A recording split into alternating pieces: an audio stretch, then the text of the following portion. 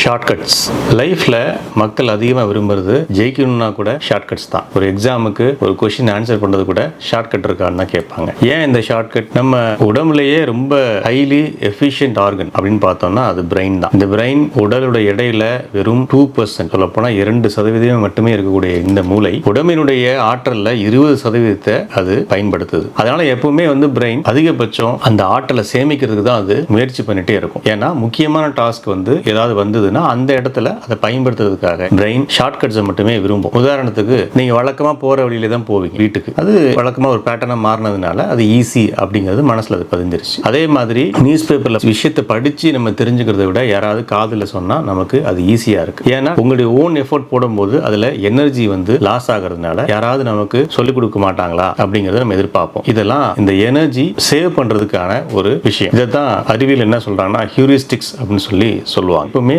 Brain வழக்கமான ஒரு விஷயத்தை பண்றதுக்கு தான் அது ரொம்ப விரும்புமே தவிர புதிதாக அது எதையும் செய்யறதுக்கு முயற்சி பண்ணாது. அப்படி முயற்சி பண்ணாலும் நீங்க ஒரு 4 நாள் ட்ரை பண்ணிட்டு விட்டுருவீங்க. ஆனாலும் இந்த மாதிரி ஷார்ட்கட்ல பயன்படுத்தும் போது சில ஆபத்துகளும் இருக்கு. அது முக்கியமா என்ன சொல்றாங்கன்னா ஆங்கரிங் பயாஸ்ன்னு சொல்லுவாங்க. ஆங்கரிங் பயாஸ்னா முதல்ல ஒரு விஷயத்தை நீங்க பாக்குறீங்க அப்படின்னா யாராவது ஒருத்தங்க ஒரு ஒப்பீனியன் சொன்னாங்கன்னா ஈஸியா நம்ம ஏமாந்து போயிடும். பெஸ்ட் ஹோட்டல் இதுதான், அல்லது பெஸ்ட் சினிமா இதுதான் யாராவது ஒருத்தங்க சொன்னாங்கன்னா அதை அனலைஸ் பண்றதுக்கு நமக்கு நேரமோ இல்ல அதுல ஆற்றல் செலவழிக்கிறதுக்கும் நமக்கு விருப்பம் இல்லாதனால நம்ம அதையே மனசுல வச்சு நம்ம என்ன பண்ணுவோம்னா போயிடுவோம். அங்க போய் பார்த்தா தான் தெரியும். இதுதான் ஆங்கரிங் பயாஸ்ன்னு சொல்றாங்க. இந்த மாதிரி தேர்வுகளையும் ஷார்ட்கட் பயன்படுத்துறாங்க.